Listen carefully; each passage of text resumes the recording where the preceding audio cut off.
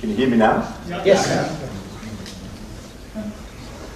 So this is joint work with Rob Stewart from here at Gothenburg with a PhD out of this, and Bill Drinder, who is now in Glasgow like I am. So yes, let me first explain the title. Scalable, reliable computation. You probably roughly know what that means, but HdpH DSLs, well, HdpH is of course a strange acronym, and as always you have to read it backwards. So the green pH stands for parallel Haskell, so it's parallel Haskell DSL, or actually two parallel Haskell DSLs. The D is for distributed because it's for distributed memory platforms. And the red H stands for Haskell because it's implemented in Haskell, entirely in Haskell without runtime system extensions, just like Cloud Haskell is. Now, as I said, it's two DSLs. One's called HdpH and the other one HdpH-RS for reliable scheduling, or for the initials of my second co-author who did this for his PhD. They're of course closely related, and they basically share a common language, a common API, so you can actually write programs that should, in theory at least, run in both. But they have two fairly different work-stealing schedulers. One for HdpH is topology aware. I'll go into that, what that means in a while. And the other one for HdpH-RS is fault tolerant, so should recover from failures. They're also, because they're two different DSLs, even though they share kind of the same syntax, they do have different operation semantics. Yet, again, the operation semantics are closely related. The normal forms of the semantics are. And I'll show later on a theorem that under certain conditions we can really see that both languages compute the same normal forms. Now, why do we do the full stuff? So the context is the HPC gap project, which actually finished end of last year. And the aim of that was to parallelize a computer algebra system called GAP for large platforms, up to 10 to the 5 cores. So that means large clusters, HPC platforms, and so on. And the way we did it was to use a coordination language, and HdpH plus a bunch of skeletons and a gap binder was really that coordination system. And we did use it for some case studies in computer algebra. Now, what are the challenges for such a coordination language? Well, because it's computer algebra, or more general symbolic computation, you're actually dealing with very irregular task sizes, so several orders of magnitude quite often. So you do need to do some dynamic load balancing. You can't do just static placement. Then the other thing is, because of the scale really, there'll be non-uniform communication latencies between cores in your system, and quite non-uniform. Again, order of magnitude. And also, if you scale to such large systems, there'll be a non-negligible failure rate. So let me go into a little bit detail about these last two assertions that come from the scales of the systems we deal with. One, the non-uniform communication latencies.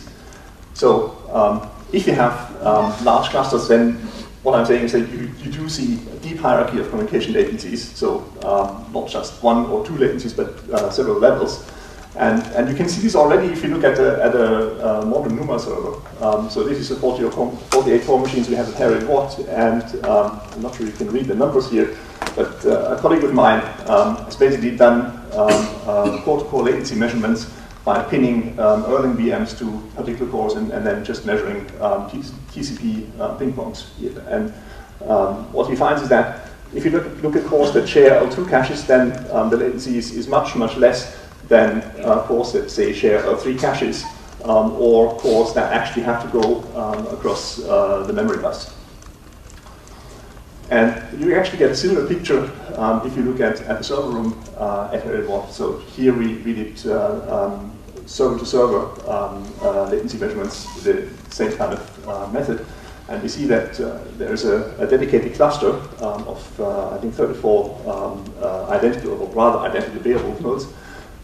And they have a latency that's somewhat uniform among them, but is much less than to anything else in that same server room. And I think that's because basically they sit behind a dedicated switch, and they have to cross to another switch and through some cables to the other machines. So that's why we need to do something about latencies. Now, increasing failure rate, well, I mean, this is basically common knowledge.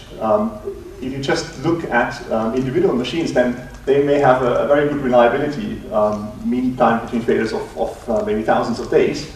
But if you then cluster these machines together and you look at the probability that a single one of them fails, say, in a given 24-hour period, you see how this probability goes up. And even if you have MTBF for 2,000 days, like more than 6 years or so, then if you reach a cluster size of about 1,400, then with 50% probability, you'll see a server failure in a 24-hour period. So if you have long-running tasks on these large clusters, then you have to do something about failures.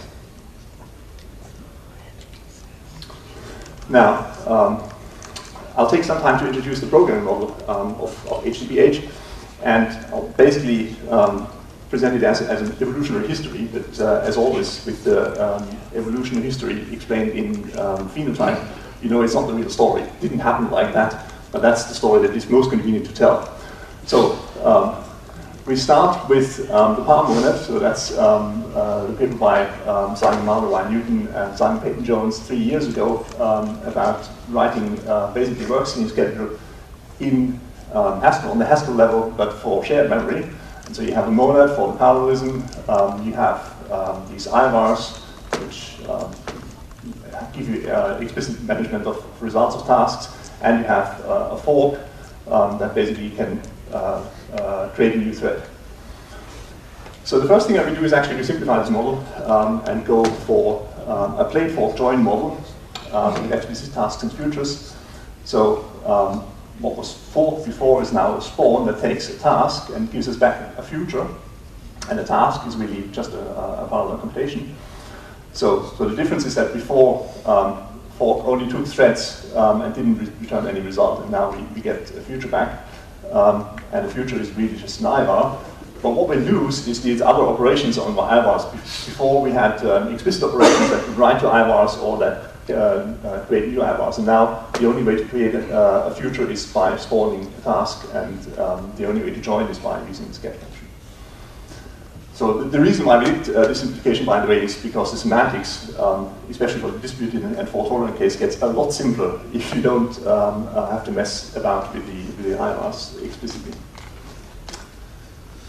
Now, the next step is to go distributed, and there we do the same thing, or similar things as we did in Cloud Haskell. So if you go distributed, you need to serialize computations and return values, and we basically introduce this closure type like we do in Cloud Haskell with explicit closure conversion and unwrapping, and everything that might need to be shipped over the network needs to be closured. So if you look at, at the type of task now, a task now is a power computation wrapped in a closure, but the return result is also wrapped in a closure because the return result also needs to be shipped over the network potentially.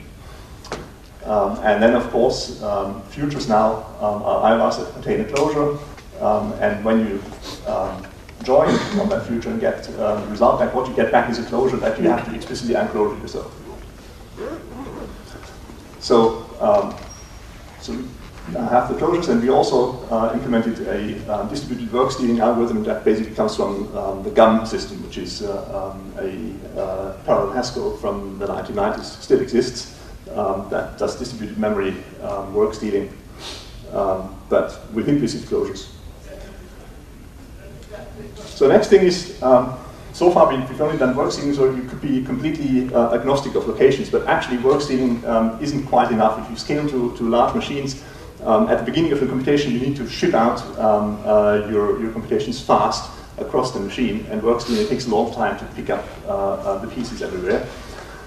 So you want some explicit placement, so you introduce explicit locations, and you introduce an explicit placement construct that basically just takes an explicit location where a computation should be spawned, but otherwise it's the same as spawn. And then once you have locations, now you can define some notion of distance, because some locations might be closer to each other than others. So there is an abstract type of distance, there is this dist function that any given two nodes gives you a distance, And I'll explain in a while how this is actually computed and what kind of distance it is. And then there's this mysterious equidist primitive that gives you what's called an equidistant basis, and I'll also explain that in a couple of slides. Now, the other thing that changes is that spawn now has a parameter dist as well, and that means you restrict the tasks that you generate with spawn to a certain distance, and they'll be bounded by that radius. They cannot be stolen away by a node that is further away than that given distance from the node that generated the task. So this gives you a way of controlling the locality of tasks that you generate. You can even say they have to stay on the core they were generated. They can't move away at all. But you can also say they can move away a little bit, but not very far. Okay, so that was about the topology. Now reliability. Well, nothing's changed. Oh, well, indeed, nothing's changed. The API stays the same. So for reliability, we go with the same API that we had before. And reliability is completely implicit. It's realized by a fault-tolerant work-stealing algorithm. And the same primitives do the same as they did before. It's just that when you do work-stealing, you keep track of where your tasks go. If nodes fail, you replicate tasks as you have to, and let the system sort out the rest. And I'll explain that later on in some more detail. Now, that's a brief outline for the rest of the talk. So I'll explain a bit about the actual topology abstraction to enlighten you about these distance metrics and so on. And then I'll go a bit through the various work-stealing algorithms that the DSLs implement. And then very briefly, I'll touch on the operational semantics and on performance results that are also in the paper. So the topology abstraction. Basically start with this abstract dendrogram rule of our network, similar as we've seen before, and latency goes up in this tree, of course. And then, once you have this tree, you can actually define a metric by basically looking at two nodes in this tree, say the one that's labeled core and the sibling it next to it, by walking from the root of the tree to the last node that is still common on the path and counting how many seconds. So that's 1, 2, 3 here. And so that means it's 2 to the minus 3, so 1 over 8 as the distance. And here basically I've put the distance here up in increasing latencies.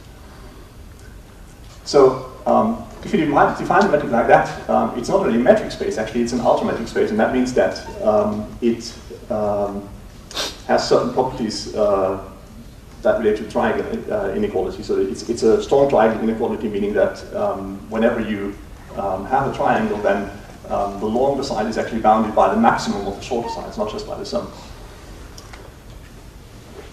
So here we have this tree view again, but we can also view the view from a specific point x. So this is the x here, and this is the view that x has if it just looks at the increasing distances from itself without looking at pairwise distances. Then it will see that at distance 1/8 there's 3 siblings, distance 1/4 there's 4, and so forth. Now, one thing that we can define, and that's more natural in this view, is what's called these balls, that basically just the nodes that fall within a given distance around the center. So say this thing here is a ball with distance 1/8 around x, and it has these 4 nodes, x itself and the other 3, and here you see the same one. But because the metric is an ultrametric, not just a normal metric, you actually get this property that any point in this ball is also its center.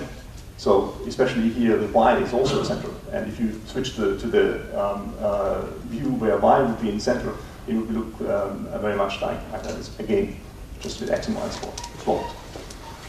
And the other property that you get is that if you have a large ball, say this one that's distance 1/2 around x, so all the nodes that you can see here, then you can uniquely partition this in a set of smaller balls, so balls that are radius 1/4, so one around x, one around v, and one around u, as you can see here. And so they partition this, and if you pick representatives in those balls, say the u, the x, and the v, what you get is a basis of this space. And it's an equidistant basis, meaning that if you take any two pairs in the basis, they're always maximal distance apart. So in this picture, u and x and u and b and u are always distance 1/2. And so this is what we use to distribute tasks a long distance away. Compute an equidistant basis, and then we send large tasks to representatives in that equidistant basis. There they execute, and they generate small tasks that are then bounded to a smaller radius, and they are picked up by work stealing. And so that's how we flood the machine with tasks quickly at the beginning. So now I'll have to go quickly about work stealing here. This is just an illustration how the GAM work stealing worked, which was a random work stealing that wasn't quite random at the beginning. You would prefer to go to a node where you recently got work from. So say X is out of work, sends a fish message to here. Then the fish message just travels randomly through the system until it finds a node that has surplus work, and that sends a task back to X. Or you get a message back that there isn't any work, or there wasn't any work found, and you have to back off and try later again. Now, if you look at the same picture now with the distances added, we see here work was fairly close, but it took a long time to find it. And so there was a large latency gap just because of this large detour. If we have this kind of work stealing that respects the distances, then it will still go to this node first, and then it will still go randomly, but it will slowly ripple out from the center X and increase the distances. So the first time distance will actually not increase, then distance will increase just a little, and then you actually find the work and go back. So this favors local sources of work rather than looking randomly all over the place. And so this is how the topology where works is implemented. I should say as well that when you come to a place where you find surplus work, you do have to check whether that surplus work actually could travel all the distance to X. If it's work that can only stay locally on that node or only go a very small distance, you're not allowed to pick it. So you do respect this constraint that the work, the tasks are really bounded and can't be picked away from arbitrary places. Now, this is the work stealing protocol of HdpH RS, and I have actually no time to explain it anymore. I just want to point out that tasks are generated by the supervisor, and when they're stolen away to a node, the supervisor remembers where they are. When they happen to be stolen again, the supervisor is notified that they're stolen, and it updates its record of the location. However, at the time that this happens, that isn't exactly precise because the supervisor doesn't quite know when the task actually does the move. So for a time, it doesn't know exactly where the task is. So if nodes then later fail, and the supervisor learns of this, it will replicate those tasks that are on the failed nodes and say if node A fails here, after the task has already transferred, then the supervisor will still assume that this task, this blue dot, has actually failed and will replicate it on its own node where it can be stolen or executed again. And so you suddenly can end up with two copies of the same task that race in the system and will eventually produce a result, and only one of them, the first one, will be successful. So operational semantics can't really go into the details. The semantics is an extension of the semantics of the power model, but especially the HdpRS semantics has a lot more states that deal with the tracking and so on. The interesting theorem that we proved is that under certain conditions about location invariance, I'll go about that in a moment, the normal form is that the topology where HdpH and the fault-tolerant HdpRS compute agree, so you really get the same results. And the condition is that the term you start with must be transitively location invariant. Location invariant means it doesn't matter where you execute it. Transitively location invariant means any task that you spawn while you execute that location invariant term is itself location invariant and transitively so. And I should say that, in fact, locations are, in the semantics, the only real effects that you have. And so that's why we need this restriction here that they need to be location invariant, otherwise you can't prove that normal forms agree, given that you have replication. Now, if you had real effects in a language, say I/O or so, then you would have to stipulate that these effects are idempotent, because otherwise replication might mess up your effects really bad. So performance evaluation, there is some stuff in the paper, and I'm pretty much out of time. So I'll just mention that we managed to scale it in a microbench up to 32,000 cores on a supercomputer, and the overheads for fault-tolerant processing are low and fairly tolerable. The only thing that we haven't really convincingly managed to do is to demonstrate that the topology array work-seeding actually makes things better. It doesn't make things worse, but whether it really helps is not clear at this stage. And that's it. So one of the outstanding issues would be, is topology, the particular topology abstraction really useful? And then can you actually combine HdpH and HdpHRS? And I have to admit, we wanted to do that in the beginning, but we ran out of time in the project. The project is finished now, so we can't do it anymore. And there are some open questions about how you do these things. So thanks very much.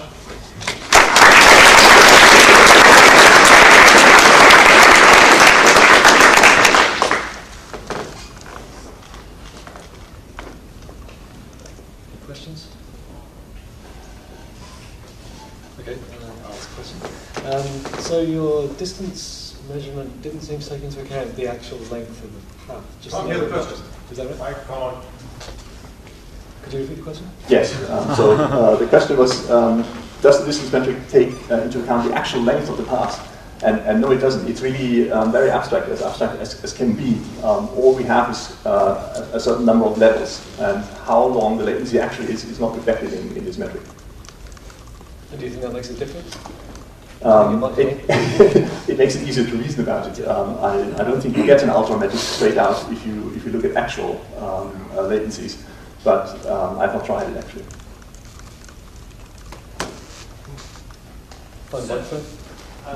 So your scheduling distance metric handles latency. Did you try and consider bandwidth improvement as a part of that distance metric? No, we didn't. And the reason for this is that if you do work stealing, really latency is the thing you care about, because you don't want your machine to be idle. And the other thing is that in the symbolic computation domain, we quite often have computations that have fairly low input and output data volume, but are rather compute bound. So again, throughput and bandwidth aren't really the issues for us. I mean, this is different in other domains. Cool. Were there mathematicians that use this system for the research? We did a case study on computer algebra, but there was one PhD student who wrote the sequential code. I parallelized it, so there are no users apart from me and Rob, really, of the system. So your spawn primitive took a distance argument. That's right. I didn't really understand how that's used. In the work stealing. So at this stage, when the fish message comes to a node that actually has tasks that it could give away, you check whether the task that you have is really bounded by a distance more than the distance from here to the thief. If the bound is less, it wouldn't be eligible, and you would say you'd still forward the fish, because you would say this thief isn't allowed to get this task.